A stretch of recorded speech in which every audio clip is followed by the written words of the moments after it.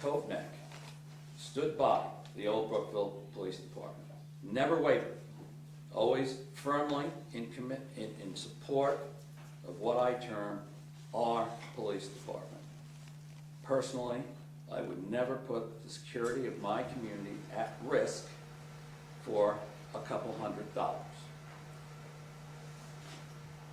Mr. Israel. Are we going to lose any detectives? And if we are, how many detectives are we going to lose? That was one. And my second question is, are we involved with the lawsuit with the police department of Old Brookville? The question of detective continues to be discussed. So at this point in time, no decisions have been made. So we may not have any detectives at one point. I didn't say that. I said we continue to discuss it. But the village, the residents that pay taxes in this village have no idea. Nothing has ever been posted. When you ran, I helped you get elected. You ran on openness and transparency. We were getting a website, so people didn't have to come to meetings. They could just get it the next day or a day after on the website. We've had nothing like that. There was a letter that was sent to concerned residents of this village. After that letter was sent to the concerned residents of the village, that's when we got a letter from the mayor trying to explain what was going on. Before that, we had no indication whatsoever of what was happening with the police department unless you had to dig. You had to go to Upper Brookville, you had to go to Muttontown, and you had to go to Brookville meetings in order to get this information. And it seems that it's not really affecting you, that you're even listening to my question. You're just ignoring my question. Well, Do you want me to repeat it? I mean, did you hear it? no, please. And Mike, please, all right? You provided service to the village for a while. You're a bitter man.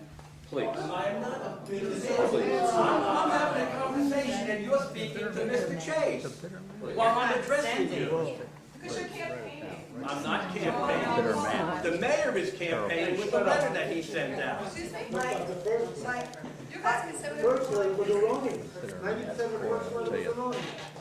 And the letter that came from the candidates who were trying to run. Well, okay, this isn't a debate. This is a question. I had a list of questions for the mayor. Mike, I'd like to if you go have in. to reach out, if you had to reach out to everyone, we spoke a lot of times before that, you at any time could have reached out to me. That, wait, let me finish, let me finish, let me, The mayor said it was gonna be transparent and open. and Is there Mike, anyone in Mike, this room can I who didn't finish? hear that from the mayor? Mike, can I finish? Anybody who has any discussion with us was aware of the fact that we had told them that a lot of this could not have been made public because of the ongoing negotiations and attempt to try to reach out to Muttontown, to reach out to Upper Brookville, to try to get them to come back, to talk. Mike, you can shake your head all you want, but we've been discussing this. We could not reach out in public. We were trying not to say you're not telling the truth. We were trying not to have a war of the words and a war in media. We had said that. I drafted that letter that was on the web, our webpage, and I drafted that letter, and I'm making this representation, and people who know me know I don't mistake things. I drafted that letter prior to receiving, or other people receiving, I didn't get a copy of it obviously, the letter from the concerned residents. So we were in the process of drafting it prior to your letter coming out. The first time, on Friday, when the mayors had made the determination that Upper Brookville was indeed coming back and we could now go forward and make statements. You can't just make statements to people. This was very, very sensitive negotiations. It was critical that we be able to provide the type of police protection that we wanted to. If we could have gotten Muttontown to come back and contract with us for a year, we would have done You could have so. told us that we can't Pick up a vote. phone and make a phone call to everyone. And We could not, we could not put anything on our website. Shut up. Excuse me. Excuse me. You're out of order. I have the floor right now. I asked questions, I didn't get all my answers yet. Marilyn, we had other negotiations going on with building a new police headquarters. That was gonna cost the villages another $5 to $6 billion. That, I went to police commissioner meetings. That was a major concern, was how we're gonna build this police department. What is it gonna be? How many square feet? Where is it gonna be? How are we gonna negotiate with the Dematis Center or St. Francis? That was a major concern of the meetings with the police commissioners. I heard very little about a contract even expiring in May.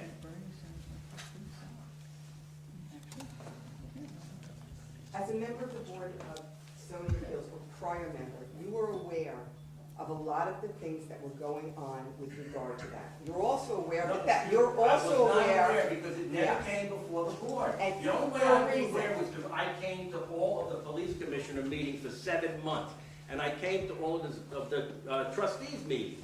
And If you you're weren't at a aware. meeting, you did not see, hear, or read about it anywhere. You weren't sent a letter. Right. You couldn't go on the website and find out anything that happened at those meetings. You're aware of the fact that we were contractually obligated to continue with the discussions about that.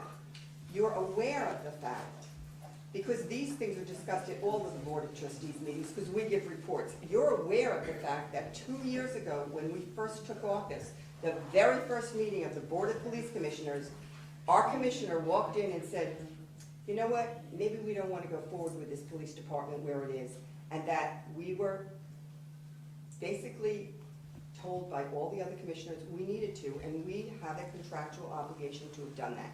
You're aware of the fact that there was monies expended by this village prior to our becoming involved that we were working very hard to get back.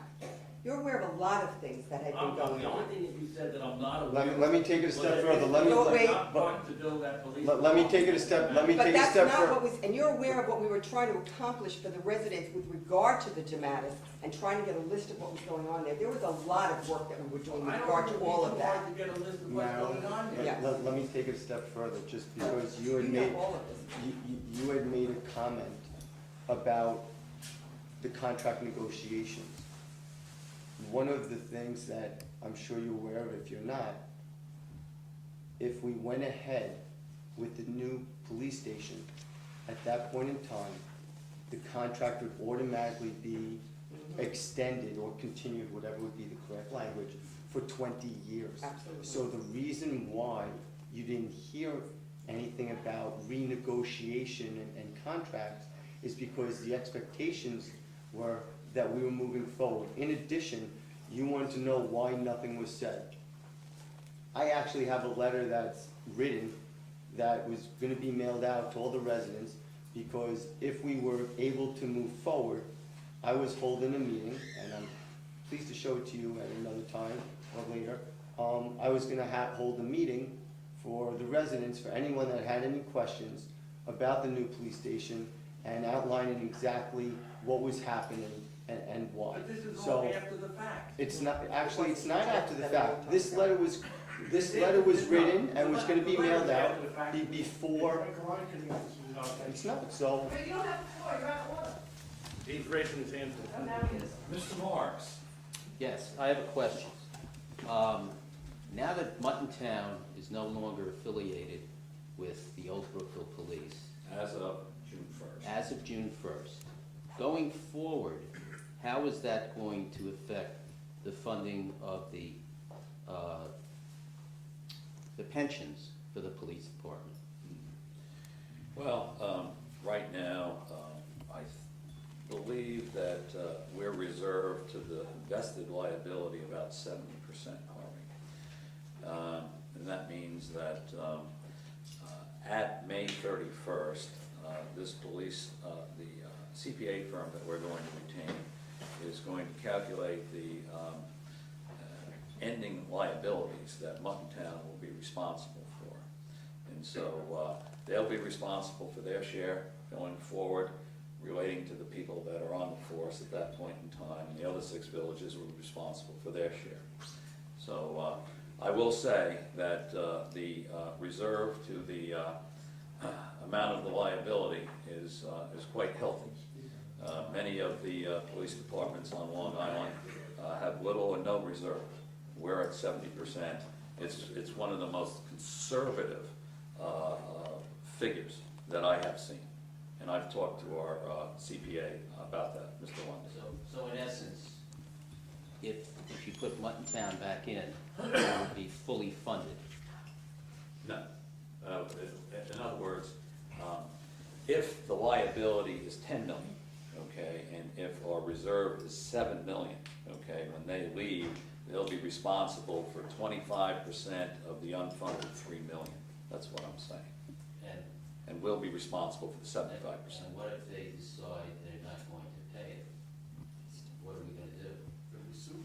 Well, I mean, you can,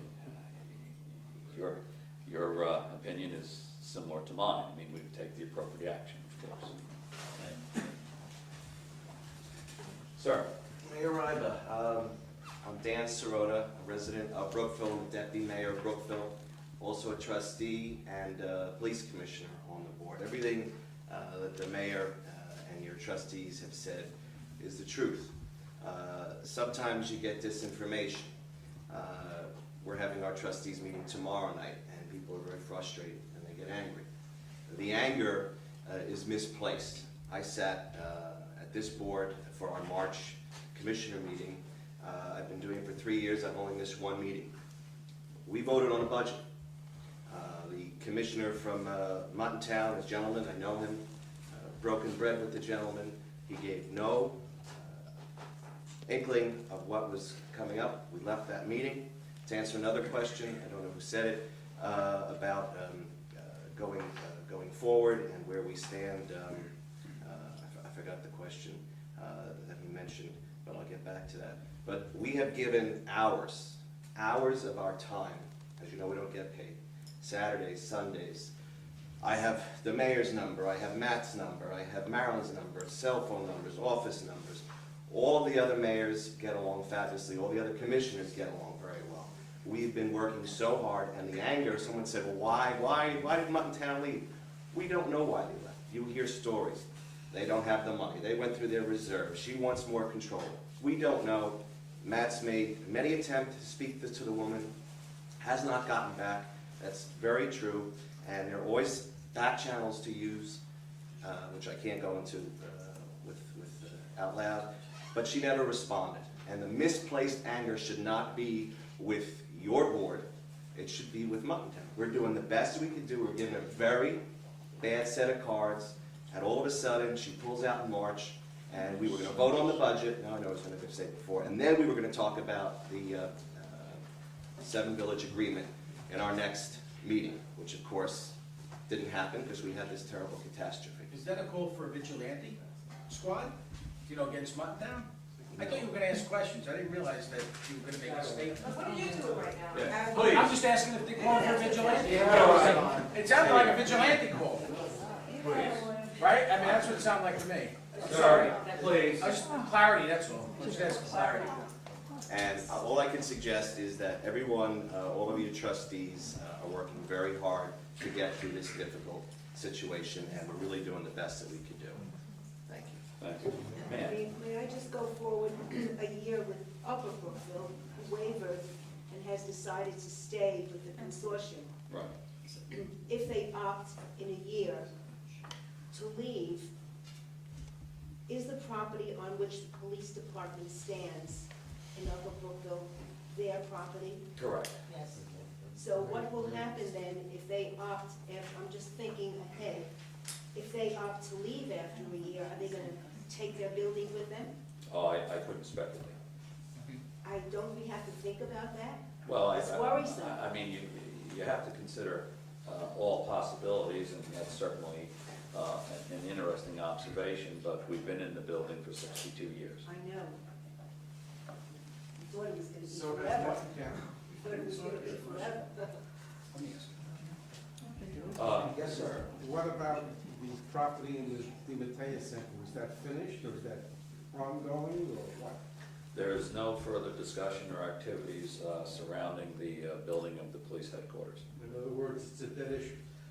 At this point in time, I consider it a dead issue, that's correct. Thank you. Mr. Slade?